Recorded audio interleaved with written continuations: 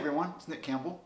Some of you may have already read my Game Over Charles review on TV.com, so you know that I have good feelings and bad feelings about it. I decided for the YouTube review that I would split it up into two videos, for two reasons. One, it gives me more time to talk about both sides. And two, people that don't want to hear about the bad stuff can skip blissfully unaware through the meadows of answers and the blue skies of a fine summer season, without the rain clouds of critical analysis perdition.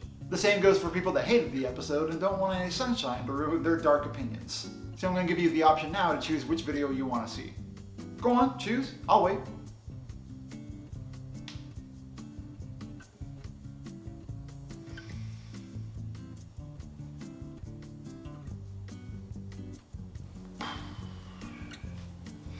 Not very much.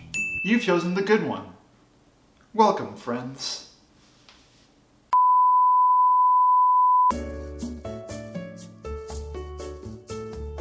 Let's talk about how the show came through. So after 10 episodes of speculation, and Marlon King insisting for months that all the reveals that she promised for 610 were no lie, Game Over Charles delivered in a way that even surprised me. And I'm so jaded and cynical that surprise isn't even a feeling I recognize anymore. I have only dread and foreboding. I thought that there was going to be some kind of trick. And even when CeCe turned around, I thought to myself, okay, how are they going to flip this? But they didn't flip it. It remained unflipped. CeCe and Charles were both the same person, and both of these one people were A, at least since the beginning of season 3.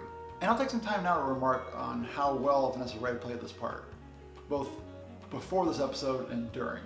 Playing asympathetically is a tall order, and she pretty much crushed it as well as anyone could. So many times during Game Over Charles, things got deep, and scenes got tougher to pull off, like being distraught over possibly accidentally killing your own sister. I don't comment often on actors, but I thought it was a strong performance. The kind of performance that Emmy voters will of course ignore because of the genre of the show, but it should nab her a pretty handsome novelty surfboard.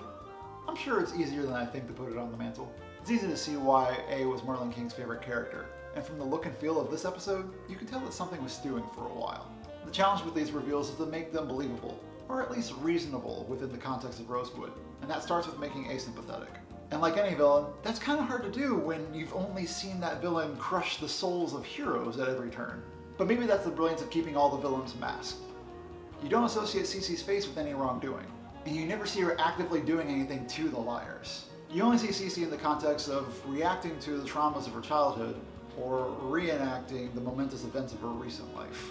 Even in that unfortunate situation when Allison met Rock, it came off more tragically endearing than violent and malicious. Only during those moments when she's lashing out at the spying liars do you remember that she's cruel and unusual. But I love all of my dolls. That's why you're still alive. But her story is also compelling. She started off life as Charles, a kid with light emotional problems, and separately some gender identity issues. And although it seems that Ken points to the event with Allie for why Charles went to Radley, the sentiment is that the gender identity issues is the beginning of the rift between father and son. The episode serves as a pretty serious indictment of Mr. D. CeCe's arrested development, along with a complete disconnect from reality, growing up a Radley might do that, explains the appeal of the game. The episode goes into great detail about how the game is not only attractive to CeCe, but also to Mona. The game is the ultimate outsider's fantasy, at least those outsiders that are trying to get inside from the outside. Outsiders that want to stay outside are kind of still inside. The game allows the participants to punish those that would keep them outside, while also allowing them to pretend to be inside despite themselves. They can pretend to be someone else all in the name of the game. And there's an addictiveness in pretending to be who you want and achieving what you want in that role. And that's one of the several major themes of this series, the concept of acceptance, or as it's sometimes called, passing. CeCe and Mona find a certain thrill in both the creative aspects of revenge and the warm fuzzies of being included. But the game is too fun to play because of thrills and power and puzzles. The game, it's like a drug.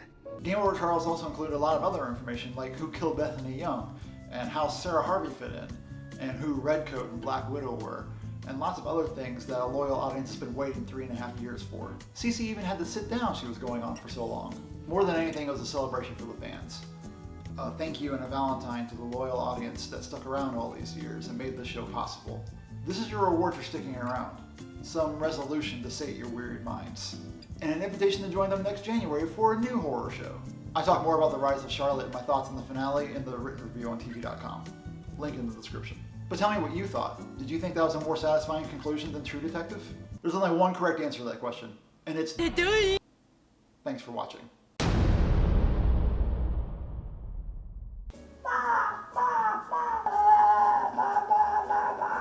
It's an airplane. I think. Maybe a helicopter? A flying machine of some sort. Hey, my can of beans!